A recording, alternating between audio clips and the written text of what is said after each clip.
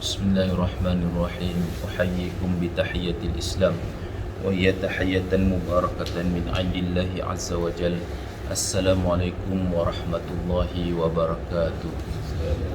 Innal hamdalillah nahmaduhu wa nasta'inuhu wa nastaghfiruh wa nu'minu bihi wa natawakkalu alayhi wa nashhadu an la ilaha illallah wa nashhadu anna Muhammadan 'abduhu wa rasuluh. Qad ballagha ar-risalah wa adda al-amanah wa nasaha al-ummah wa jahada fillahi haqqa jihadih. Wa qala ta'ala fi kitabihil karim ba'da a'udzu billahi minasyaitonir rajim. Wa'bud rabbaka hatta ya'tiyakal yaqin.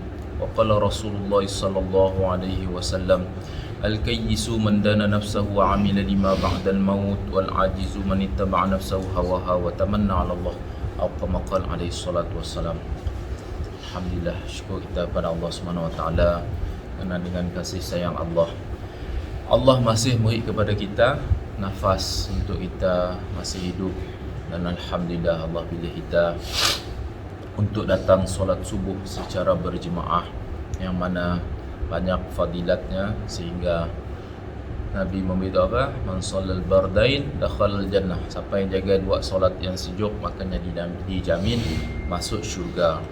Jadi hari mari pun kita mendengar satu tragedi, satu peristiwa yang menyedihkan. Al-ghuraqa, orang-orang yang mati lemas. Jadi kita sebagai orang beriman mesti yakinlah dengan sabdaan Nabi. Antara hadis riwayat muttafaqun alaih, iaitu Imam Bukhari dan Imam Muslim, asyuhada'u khamsah. Nabi beritahu orang-orang yang mati syahid tu ada 5 jenis. Al-mat'un, orang yang mati kerana sakit taun, kolera, air tercemar. Wal mabtun, orang yang ada sakit mati kerana perut, ususnya si bagus kah, kanser kah, bahagian perut. Wal ghariq, orang yang mati lemas. Wa sahibul hadmi, orang yang jatuh bangunan. Wa syahidu fi sabilillah, dan orang yang mati syahid berperang di jalan Allah. Itu satu hadis lah. Ada hadis yang lain juga, Nabi menyebut orang yang mati ketika melahirkan anak, orang yang mempertahankan dirinya. Auzubillah, tadi kena ada doktor diserang oleh perompak, hanya mempertahankan harta, rumah, maruah apa semua, sampainya mati dibunuh, dia pun dikira mati syahid. Jadi itulah hakikatnya. Hani'an lahum, mana beruntunglah mereka. Bagi kita memanglah kita nampak sedih semua, tapi orang yang mati syahid tu punya fadilatnya besar di sisi Allah Subhanahu wa taala. Adapun mun ditanya individu lah, saya dah ngomong dalam keadaan macam ni lah. Jadi sebabnya ia termasuk musibah lah. Apa doa bila kita nangga musibah? Doa tu Nabi memberitahu, mana kita mesti yakin lah. Kita mesti yakin dengan apa disabda oleh Nabi. Siapa maca doa tu Nabi madah bila melihat musibah, makanya si akan kena musibah ya. Satu garanti, jaminan daripada Nabi SAW. Sama-sama kita baca, Alhamdulillahilladzi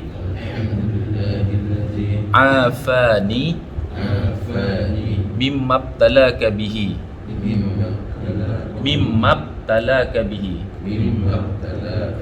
wa faddalani ala kathirin mimman khalaqa tafdila. Lebih kurang maksudnya, segala puji bagi Allah yang memberikan aku kesihatan, kesejahteraan, dan menjauhkan aku seperti musibah yang menimpamu, dan mengurniakan aku dengan kelebihan-kelebihan kurniaan yang lain. Lebih kurang maksudnya. Tuan-tuan boleh type lah dalam Google ada. Doa bila melihat orang ditimpa musibah. Jadi ya penting juga. Dia adalah salah satu daripada al-wiqayah, prevention, pencegahan yang diajar oleh Nabi SAW. Kita nyambung bab 51. Hari kita melihat tentang kematian dan juga apa persediaan kita dalam menguruskan jenazah. Dan yang pertama sekali Ria, kita belajar teori je lah tentang mandi jenazah. Jadi sekarang mengkafankan jenazah. Sebelumnya kita dengar hadis berkenaan dengan apa kafan tu. Sabda Nabi SAW riwayat Abu Daud, ilbasu min thiyabikumul bayad fa innaha khairu thiyabikum wa kaffinu fiha mautakum.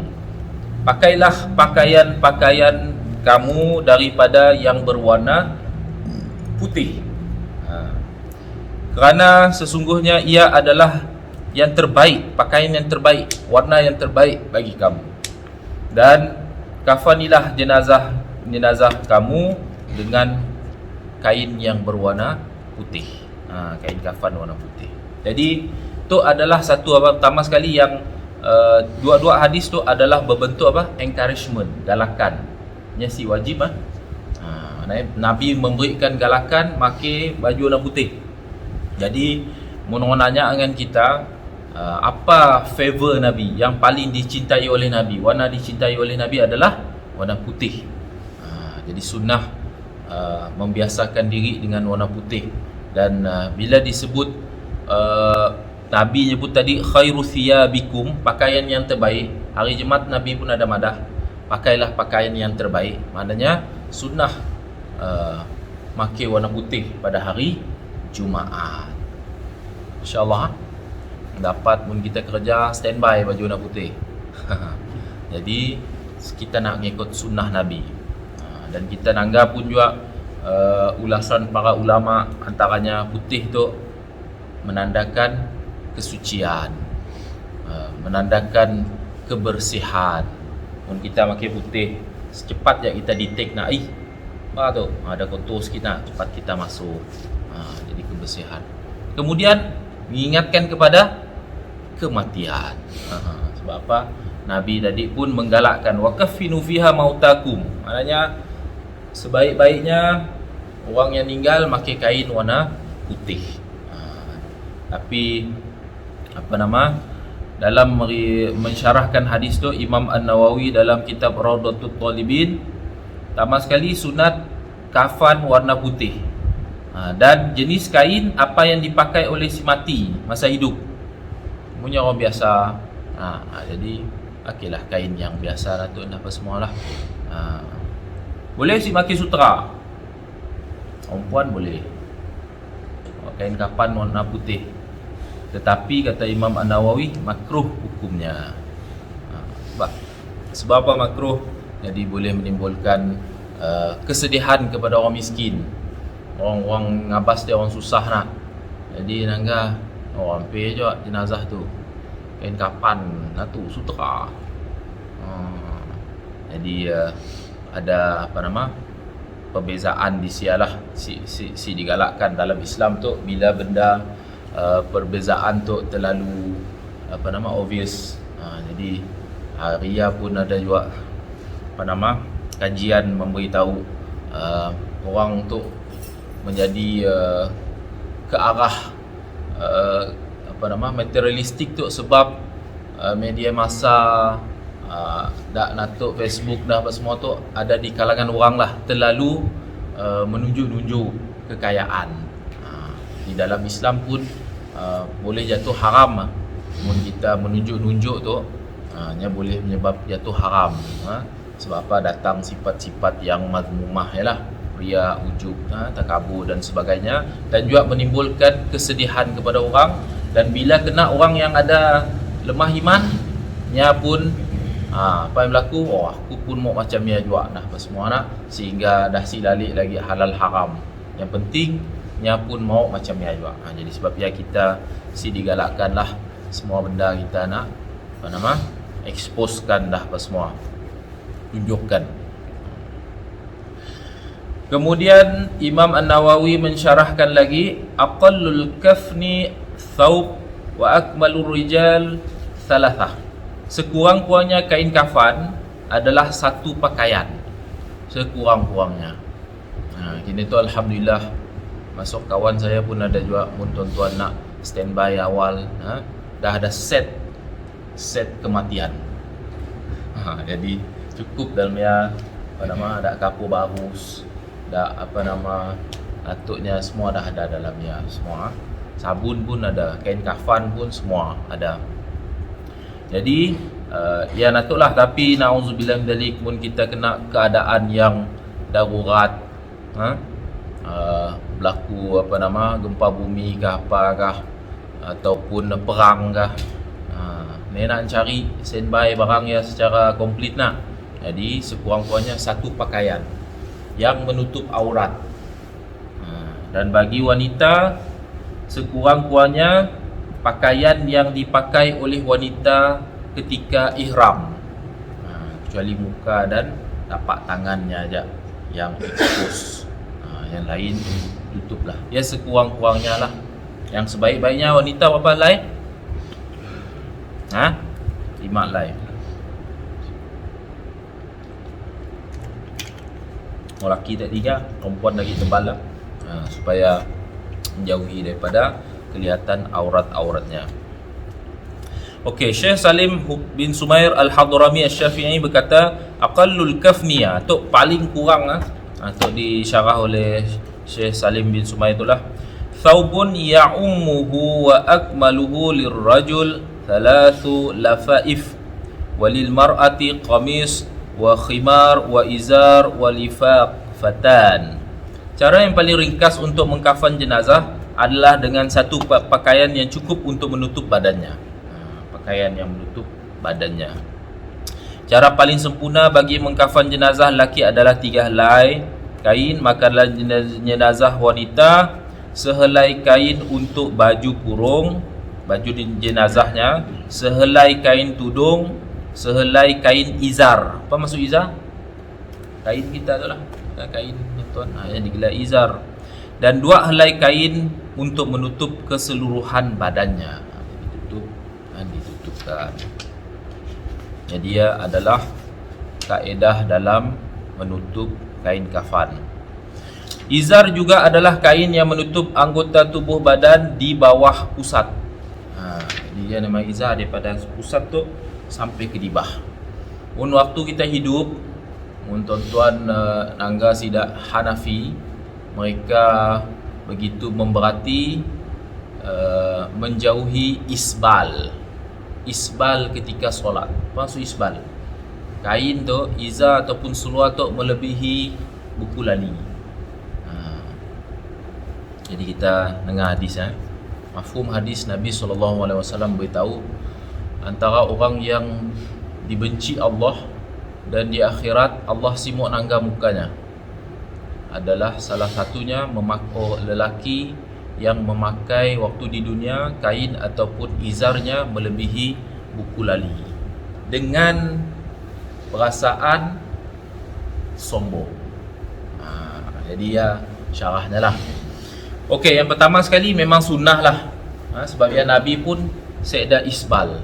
Nabi kain yang akan melebihi tidak melebihi buku lali tu, yang atas. Jadi pertama sekali sunnah lah. Pun kita nangga orang pakai seluar ngereteng atau orang nak, jadi jangan tamadah rumahnya hujan kah, kain cukup kah. Fashion itu. Punya passion lain lah, tapi punya hakikatnya sebenarnya adalah sunnah Nabi, seluar di atas buku lali. Okey. Jadi sebab ya kita natulah baguslah mengamalkan sunnah macamnya atas buku lali. Okey, kemudian ulama pun natuk juga, adakah nauzubillah min dzalik orang yang pakai izar tu kain seluar kah melebihi buku lali juga termasuk dalam hadis Allah sinangga tadi? Maka para ulama madah kini tu benda ya dah umum. Semua orang natuk makai, kebanyakan orang makai di buku lali, seda pun dengan perasaan sombong, riak apa semualah, maka insya-Allah si natuk ya. Dan yang dijatuh haram munnya bukannya isbal saja sampai mengheret. Laki perempuan memang disuruh untuk melabuhkan. Jadi kita orang laki sampai dulu ada satu keadaannya yang ditinjak. Jadi mengikuti budaya yang si baguslah. Jadi kita natuk. Jadi sekurang-kurangnya lah mun kita nak ikut sunnah Nabi waktu kita solat, jadi kita bukakan buku lali kita. Jadi natuk lah. Okey. Cuma ada satu hadis yang mana makruh mun seluar tu kain mun seluar biasanya dilipat. Melipat lengan, melipat seluar tu makruh. Jadi mun seluar dah keadaan macamnya tadi, kita natuklah mun kita mau menjauhi isbal tadi, tarik ke atas kita yang dilipat, sama juga dengan baju. Mun kita solat tadi nak baju lipat semua makruh. Jadi sebaiknya kita solat dalam itu.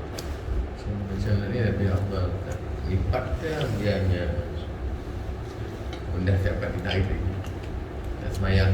Biarlah macamnya. Biarlah macamnya. Tinggal lipat. Ya bagus luar kita tu. Bergetah. Jadi memangnya akan fit kepada atas buku lali. Okey, ada soalan?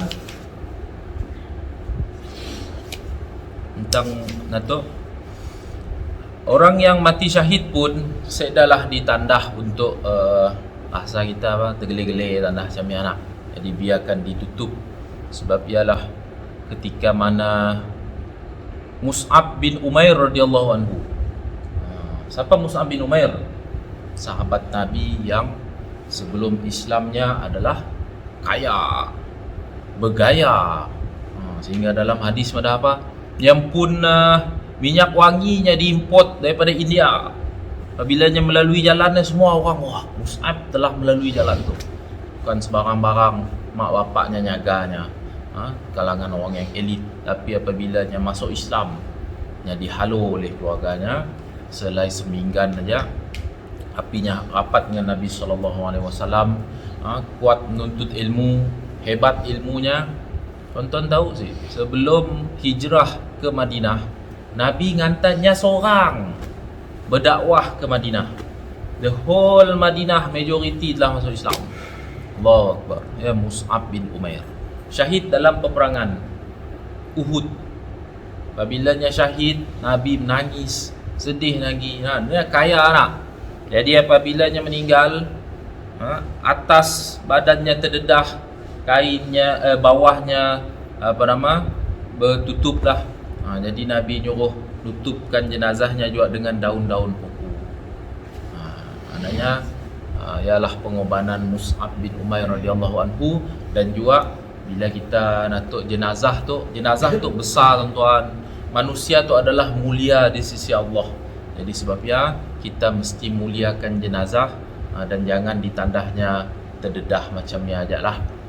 Jadi bila natuk ke apa, nauzubillah min zalik, mun kita nangga orang mayat aksiden ke apa ke, maka cepat-cepat kita tutupkan jenazah ya semua. Seperti mana yang kita belajar minggu ya juga, bila memandikan jenazah pun jangan dibiarkan mukanya terdedah. Ada kain makin nutup mukanya semua. Jadi sebab apa? Untuk mengelakkan manusia tu ialah kita tu cepat mun datang ada sangka buruk, syaitan nyucuk muka kita dah apa semua. Jadi perkara ya kita natullah. Okey. Apatah lagi orang yang dah meninggal dunia, jangan kita nandah mukanya nanti terbuka. Jadi kita tutupkanlah tuan-tuan. Saya ada soalan. Kita nangga bab yang ke-52. Rukun solat jenazah. Arkanu solatil jenazah sab'ah. Rukun maknanya tu si boleh ditinggal 7. Rukun solat jenazah. Yang pertama sekali niat. Jadi niatnya kita mesti berniat solat jenazah. Niat tu di hati lah. Salli ala hadzal mayyit arba'a takbirat faradal kifayah lillahi ta'ala. Sekurang-kurangnya usalli ala hadza mulaki hadzal mayyit, perempuan hadhil mayyitah. Tu lafaz Mun tuan-tuan si ingat pun jangan sampai confuse berdiri asyik angkat takbir. Ataupun saya pernah semayang jenazah di satu masjid lah. Jadi hari Jumaat, jadi orang pun semua bersusun dah semua. Jadi ialah apabila kita ngambil berat bab ilmu tu, maka lafaz saya pun kita dah nyuruh kita letak dah arba'a raka'atin dah. Semayang dua tiga ratus nyerin lagi ya, usalli ala hadzal mayit arba'a raka'atin. Jadi 4 kali takbir, bukan 4 rakaat. Allahu Akbar. Jangan kita terlalu jahil tuan-tuan, sebabnya kita mau belajar. Saya pernah beri cerita benar tu. Saya disuruh imam satu mayat, satu jenazah di satu rumah. Tuan rumah masang sejadah. Saya nanya, "Kenapa sejadah? Kita tak sujud pula ustaz?" Sampai jahil jamnya tuan-tuan, ya dibenci oleh Allah. Kita tahu bab dunia sampai bab akhirat sampai kedaya sekali. Jadi sebabnya jangan kita tuan-tuan, kita kena belajar tuan-tuan. Tu kelak kematian tu kita tahu bila-bila tu semua walaupunnya adalah fardu kifayah, tapi kita pun mesti tahu tu semua perkara-perkara hak antara orang Islam sama orang Islam. Pun kita dah natuk tadi kita dah ada di sia. Jadi hak kita lah solat jenazah. Malah apa dipadah oleh Nabi kelebihan solat jenazah dapat satu lupa dah. Satu Qirat equivalent satu gunung Uhud. Allahu Akbar. Sada pahala. Jadi perkara tu kita perlu galakkan masyarakat kita. Biasa orang datang agak orang tinggal, ucap takziah, natuk dah apa semua, tapi rugi datang solat tuan-tuan.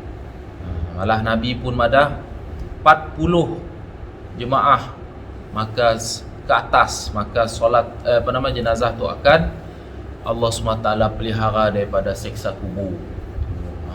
Jadi sebab ialah dapat kita tinggal ramai orang semayang jenazah. Bukan orang lelaki je, orang puan pun boleh. Ada juga orang beri alasan, kami saya nampak telekung katanya.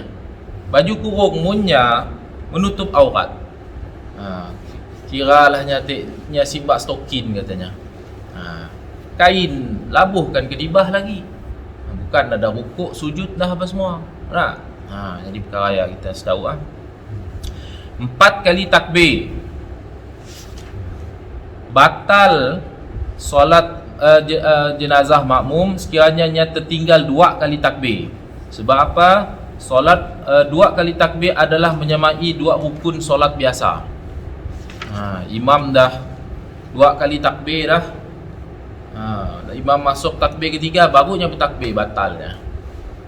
Jadi sebab peringatan juga kepada imam lah, ibulah laju gila. Jadi sebabnya berilah peluang kepada jemaah dan semua. Orang pun mungkin datang lambat, terutama dalam masjid tadi apa semua jadi orang bersusun lagi. Berdiri bagi orang yang mampu, membaca surah Al-Fatihah, selawat ke atas Nabi SAW, takbir yang kedua, berdoa untuk jenazah dan salam. Jadi tu rukun 7 rukun tu bagi kita solat jenazah. Okey, sekurang-kurangnya berdoa untuk jenazah apa? Sekurang-kurangnya, mun si panjang, mun si dapat panjang, Allahumma ighfir lahu dah. Allahumma ighfir lahu. Dia ajaknya hafal. Sebagusnya Allahumma ighfir lahu warhamhu wa'afi wa'fu anhu wa akrim nuzulahu wa wasi' madkhalahu wa wasilhu bil ma'i thalji wad danas. Dan sambungan-sambungannya. Azam tahun baru insya-Allah tuan. Tampal kan ke hadapan tais. Bawa kita selalu nangka tu doa untuk tu. Jadi bila kita tu ada effort, usaha untuk mudah-mudahan orang pun ada effort bila kita tinggal, dengan sempurnalah solat untuk kita. Okey. Syarat sah. Itu tadi rukun. Syarat sahnya maksudnya sebelum solat jenazah tadi perkara tu semua perlu diambil berat. Pertama sekali mestilah suci daripada hadas besar, hadas kecil, dan dalam keadaan berwuduk lah. Suci badan, pakaian, tempat. Ni tempat pun mesti juga kita ambil berat, bersihnya apa semua. Jadi mesti mana yang kita belajar sebelum tu, ketika solat dia juga ada perkara-perkara yang boleh menyebabkan batalnya solat, sama juga dengan solat jenazah. Jadi contoh nya diiringi, nya mengiringi bersama ketika solat. Jadi ia pun perlu diambil berat. Kelak pun kita ada masjid, kelak ada suruh dimpun, jadi mungkin kita memang akan imam pakai mikrofon jadi mintalah sama-sama kita munlah wayar mikrofonnya sambung dah semua dimbak oleh imam ketika solat. Jadi yang pun wayar pun mesti bersih juga, jangan ada tai cicak.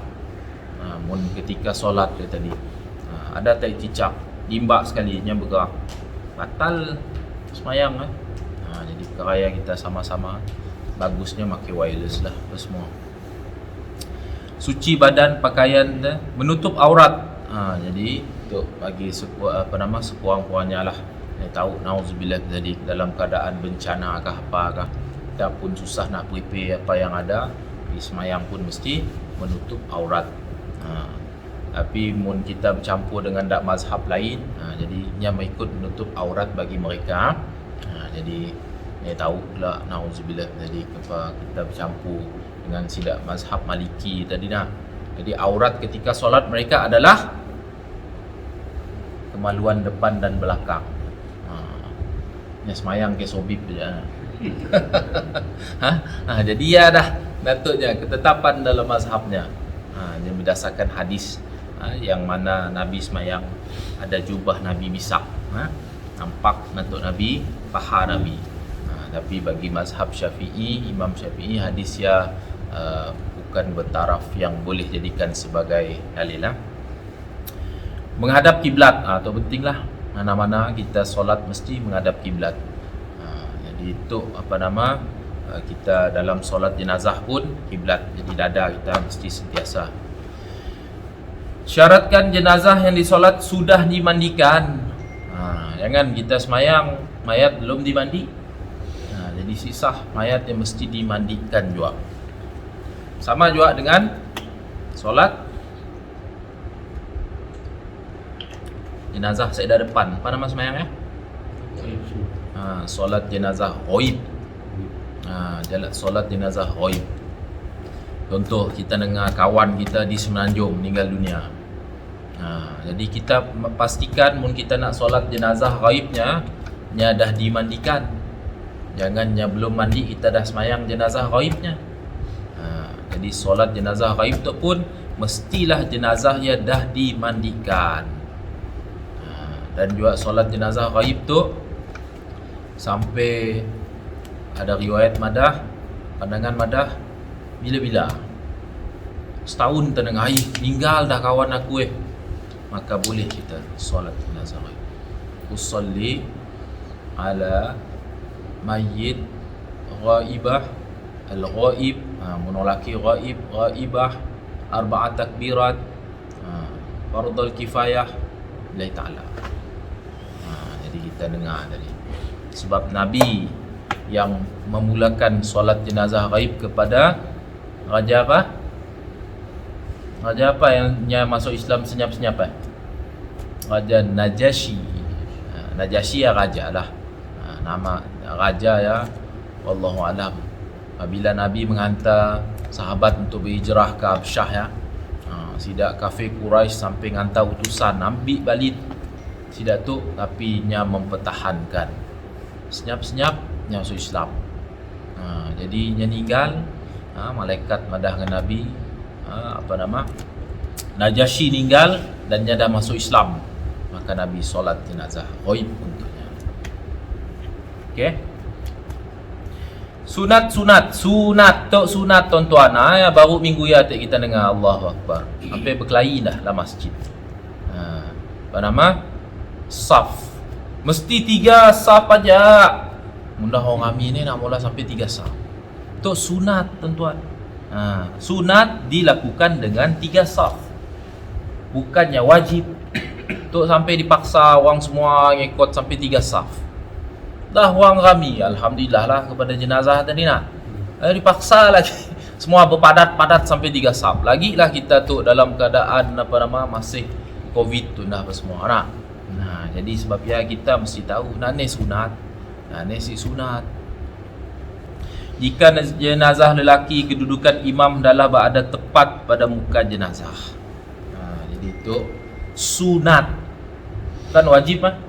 Tok pun kita ada dengar kes apa imamnya pada masih sah sebabnya berada di perut tok perempuan nya bukannya sampai wajib sunat tuan-tuan. Mun tersilap keadaan tu jangan kita terus madah sibat kita madah sah dan sebagainya. Jadi sunnah jenazah tok kiblat palaknya tok imam di situ. Mun perempuan di perut